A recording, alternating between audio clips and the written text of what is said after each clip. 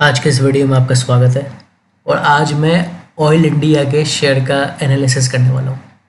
जैसा कि आप जानते हैं, इज़राइल और ईरान में जो है प्रॉब्लम चल रही है। उनमें जो इज़राइल है वहाँ पे ईरान पे हमला किया है, बहुत बुरी तरीके से ईरान पे हमला किया है। तो फिर इसका इम्पैक्ट जो है ऑयल के प्राइसेस पे पड़ रहा है, जैसे कि हमेशा पड़ता ही है।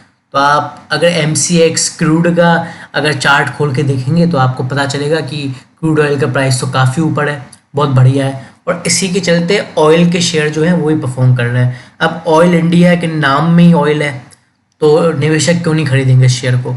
तो इन्हीं सेंटिमेंट्स के चलते जो शेयर है परफॉर्म कर रहा है। लेकिन यहाँ पे समझने की बात यह है, अब इस दिन को देखिए 11 जून को। 11 जून को क्या हुआ, इसने 6.38% की तेज़ी दिखाई और इसने हाई बनाया 468 का।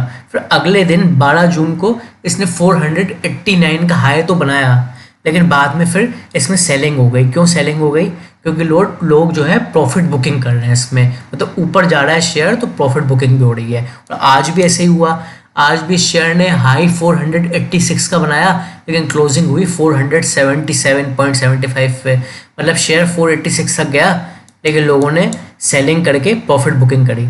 और पिछले 3 दिन से इस शेयर में वॉल्यूम बड़े हाई रह रहे हैं। वैसे इस शेयर में वॉल्यूम 1 मिलियन, 1.5 मिलियन, 2 मिलियन, ज़्यादा से 2.5 मिलियन ऐसे वॉल्यूम रहते हैं। लेकिन पिछले 3 दिन से देखिए, अब 11 जून को 18.72 मिलियन, 12 जून को 16.61 मिलियन और आज करीब करीब 19 मिलियन।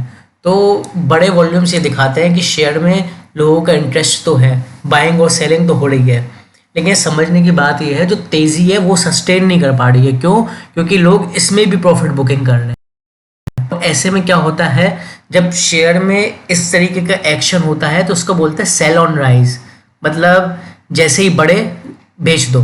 तो इसमें अब वैसे ही हो रहा है पिछले 2 दिन से। तो अब हमें क्या करना चाहिए? अगर आप फंसे हुए हैं या फिर आपको आगे भी बाइंग करनी है या और क्वांटिटी ऐड करने की सोच रहे हैं, तो आज के इस वीडियो में हम जानेंगे। देखिए, हुआ यूँ कि कल जो इसने है 489 का हाई बनाया, आज इस हाई को तोड़ नहीं पाया, तो ये थोड़े कमज़ोर सेंटिमेंट्स हो गए। लेकिन जो एक कैंडल आप देख रहे हैं, टाइप ऑफ कैंडल बनी है, ये स्पिनिंग टॉप कैंडल बनी है। और स्पिनिंग टॉप जो कैंडल है इनडिसिसिवनेस को दर्शाती है। इनडिसिसिव या इनडाइसिसिवनेस जो भी कहते हैं उसको दर्शाती है। मतलब कि फैसला नहीं हो पा रहा है अब कि ये बायर्स डोमिनेट करेंगे कि सेलर्स करेंगे आने वाले समय में। तो ऐसी जब कैंडल बनती है तो उसमें क्या होता है, हमें इसकी सेकंड कैंडल से कंफर्मेशन लेना होता है। अगर सेकंड कैंडल लाल बनी और इसके लो को तोड़ देगी तो कमज़ोरी आएगी, और इसकी अगली कैंडल अगर हरी बनी, बुलिश कैंडल बनी और उसके हाई को तोड़ दिया तो तेज़ी आएगी। तो हमें भी ऐसे ही करना है। तो इस कैंडल का हाई है 486। तो आपको अगर बाइंग करनी है तो 486 के ऊपर बाय करेंगे। और इस वाली कैंडल के लो मतलब 400, करीब करीब 473 के नीचे कमज़ोरी आएगी। 473 के नीचे कमज़ोरी और 486 के ऊपर मजबूती। तो 486 पे अगर आता है तो बहुत लाइकली है जो ये वाली कैंडल है इसके हाई को तोड़ देगा। और जब ये वाली कैंडल का हाई भी टूटेगा, मतलब 489, तो उसमें आपको ये वाले लेवल्स भी टूटे हुए दिखेंगे। फिर आपको सबसे पहले 500 रुपये का लेवल देखने को मिलेगा राउंड फिगर का। फिर पहले 500 रुपये तक जाएगा, फिर 500 रुपये के बाद ये 512 जाएगा। हाँ, ये ऐसे धीरे धीरे ही बढ़ता है। अगर एक आध बार तेज़ बढ़ गया तो उसका मतलब ये नहीं कि बहुत तेज़ बढ़ेगा, ये धीरे ही बढ़ता है। तो 512 पे आएगा और 512 के लेवल को भी पार किया तो 530 का लेवल, और 530 के बाद 550 रुपये का लेवल।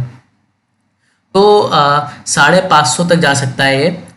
अब जाने को तो ये 600 तक भी जा सकता है, लेकिन उसके बीच पुल बैक आएंगे, ठीक है ना। तो अभी मैं 550 का देख रहा हूँ क्योंकि शेयर काफ़ी समय से बढ़ रहा है। और इसका अगर मैं आपको RSI दिखाऊँ, रिलेटिव स्ट्रेंथ इंडेक्स, तो देखिए RSI इसका 74.94 पे, मतलब करीब करीब 75 रुपये 75 पे RSI। और ऑयल इंडिया तो है हाई वॉल्यूम वाला शेयर, और हाई वॉल्यूम वाला शेयर अगर 70 से ऊपर चला जाए RSI तो मतलब ओवरबॉट है। लो वॉल्यूम वाला शेयर हो तो 80 तक कोई दिक्कत नहीं है, लेकिन हाई वॉल्यूम वाला शेयर हो तो 70 के ऊपर ओवरबॉट है।